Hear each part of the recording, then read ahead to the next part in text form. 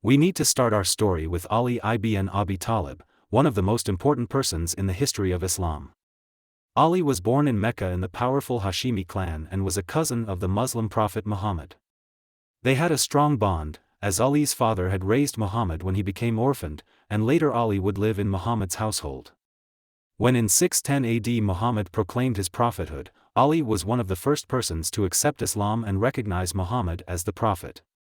But Muhammad's proselytizing was not initially popular among the polytheistic Meccans, and he and the early Muslims had been oppressed. The rumors of a plot against Muhammad were spreading, forcing him to leave Mecca for Medina with the majority of his followers in 622, which was called Hijra, the migration, an event so momentous that the new Islamic calendar starts with that day. Initially, Ali stayed behind to return people the possessions they had entrusted upon the Prophet for safekeeping, but very soon he joined other Muslims in Medina and in 623 married Muhammad's daughter Fatima Zahra, becoming one of the most trusted companions of Muhammad. Known in the Muslim community for wisdom and fairness, he earned the nickname Asad Allah, the Lion of God, for his military exploits and courage on the battlefield. By 631 the Islamic community, the Ummah, had been able to assert control over Mecca and large swathes of the Arabian Peninsula and was already a formidable force, but who was going to succeed aging Muhammad? And this is the root of the split in Islam. As one would expect, Sunni and Shia sources offer different interpretations. On the way back from his last pilgrimage, Muhammad made a sermon at the Ghadir Qum oasis, took Ali by his hand and proclaimed that anyone who has me as his Mawla, has Ali as his Mawla. Shia theology believes that in Ghadir Qum the Prophet designated Ali as his successor by calling him Mawla, a polysemous Arabic word with several meanings, one of which is leader or master. Sunnis believe that the Ghadir Qum episode was merely a proclamation of affinity of the Prophet to his loyal companion and son-in-law and interpret the word Mawla using its second definition, a friend. Another important episode in the succession dispute between the Sunni and Shia theologies is connected to the so-called pen and paper episode. This is considered a genuine hadith, as both Sunni and Shia theologians accept it, but interpret differently. In Islam, a hadith is a story on the life of Muhammad with religious and legal messages for the Muslim community, and according to this one, a few days before his death, Muhammad asked his companions to bring him pen and paper so that he could write a statement in order to prevent the Ummah from going astray after his death. But one of Muhammad's closest companions, Umar, said, "The Prophet is seriously ill, and we have got Allah's book with us and that is sufficient for us." This led to a loud dispute in the room in the presence of Muhammad, who got unhappy and called everyone to leave. It is still unclear what the Prophet wanted to write. Shias claim that he intended to designate Ali as his successor, but there is no way to determine this. According to Sunnis, the Prophet did not explicitly designate a successor and left it for the Islamic community to decide. There are other events which Sunnis and Shia base their claims on regarding the succession, but in short, following Muhammad's death in 632, the Ummah did not have a consensus on a new leader. While Ali took charge of the arrangements of the funeral, a meeting to decide the successor took place in Medina. Ali and two other prominent companions of the Prophet, Abu Bakr and Umar, were not present, and deliberations took place without them. In fact, majority of those present were the Muslims residing in Medina, who welcomed Muhammad or were converted later, while very few of those who went on a hijrah from Mecca to Medina with Muhammad were there. Abu Bakr and Umar rushed to the meeting and took charge of the process in Ali's absence. The latter was one of the first converts to Islam, Muhammad's father-in-law through his daughter Aisha. Deeply respected by modern Sunnis, he was very rich and contributed a lot to the cause of Islam, and arguably one of the main contenders to leadership. Umar was also a close companion of Muhammad, also his father-in-law through his daughter Hafsa, known for his zealous protection of the Prophet. He is known as a just, intelligent and wise person in the Sunni tradition. After a heated debate, Umar was able to persuade those present to choose Abu Bakr as the successor, the caliph, a ruler of the Muslim Ummah. Ali was later presented with the fact of succession and along with a number of other companions initially refused to accept the decision, as it was taken without him, while he was one of the strongest candidates. Umar embarked on the process of persuading or forcing the companions to offer fealty to Abu Bakr. He personally came to Ali's house to persuade him. The events which followed have been the subject of much dispute, as the Sunnis believe that Umar was able to peacefully persuade Ali to recognize Abu Bakr's caliphate. According to Shia sources, Umar forced Ali to concede by breaking into the house, slamming the door, which broke Ali's wife Fatima Zahra ribs, eventually leading to miscarriage of their child. Ali himself was tied with a rope to force his allegiance. It is impossible to verify what really happened, but eventually Ali accepted Abu Bakr and his successor Umar as caliphs and retired from public life. He was often consulted in matters of state.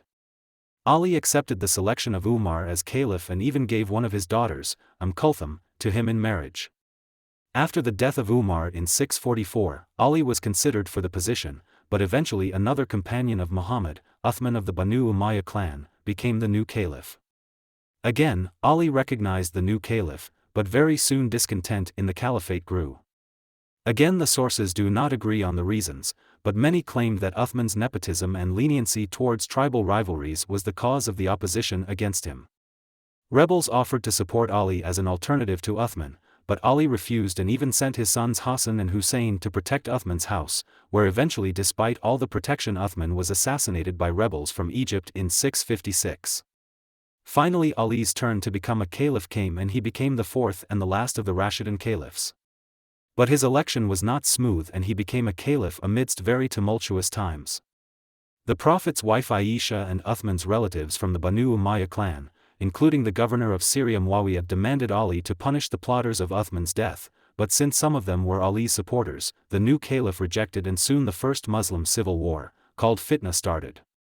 In December 656, Ali's army defeated the rebels at the Battle of Camel near Basra, but Muawiyah still refused to accept Ali as a new caliph, and the anti-Ali opposition gathered around him. Ali was willing to not repeat Uthman's mistakes and carried out measures to centralize the caliphate and decrease the power of governors. The two men assembled their armies and confronted each other at Siffin, on the Euphrates, in 657. Neither side was keen to commit to a major battle, but after 3 months of occasional skirmishes, when serious fighting finally broke out, Muawiyah's followers called for an arbitration, apparently after writing out with copies of the Quran on their lances to bring the conflict to a stop.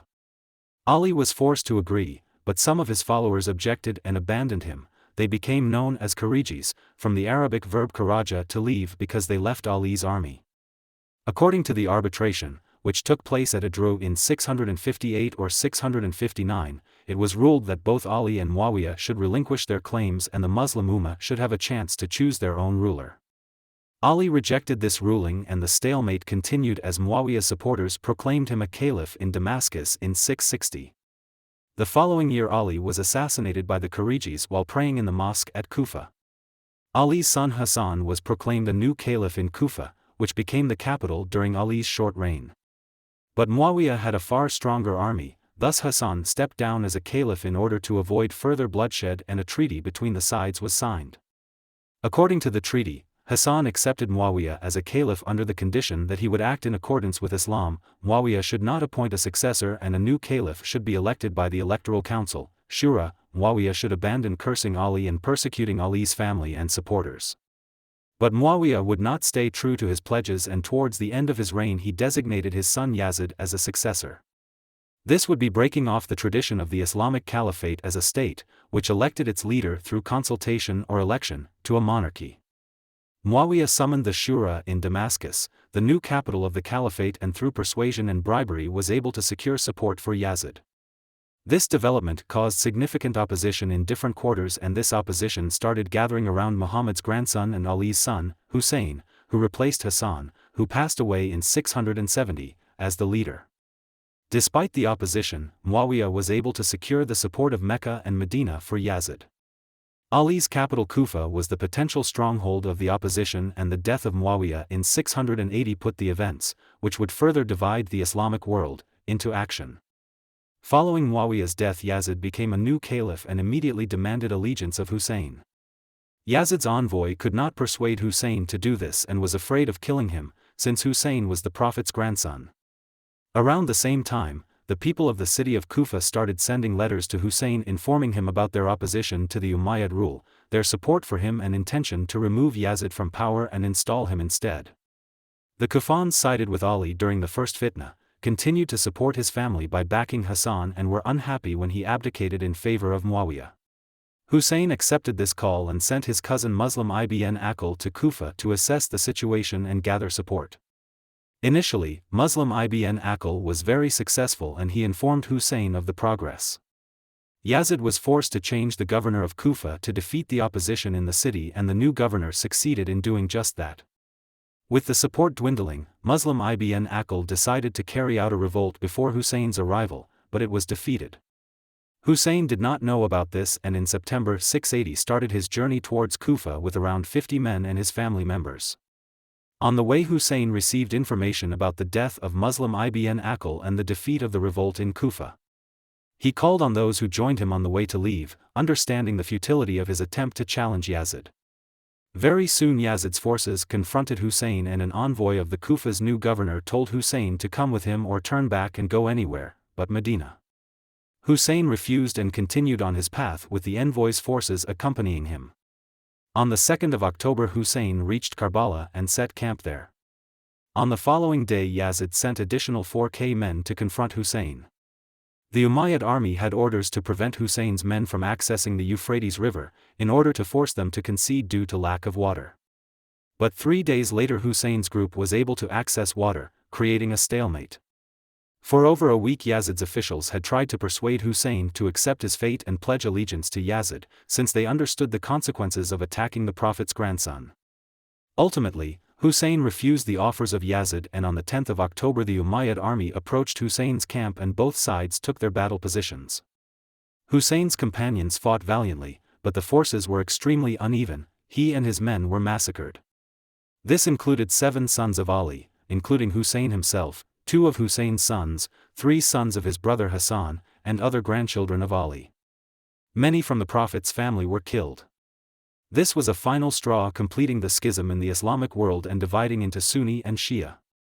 The process, which started with the dispute over succession to Muhammad and continued with killing of Ali and Husain, caused the split of Islam, with Shiite Ali, Ali's party, first becoming a political movement within Islam and later transforming into a branch of Islam offering alternative interpretation of Quran and Hadiths, its own view on Islamic jurisprudence, on state and some religious practices, venerating the people of the house, al-Bayt, Muhammad's direct descendants, as his righteous successors.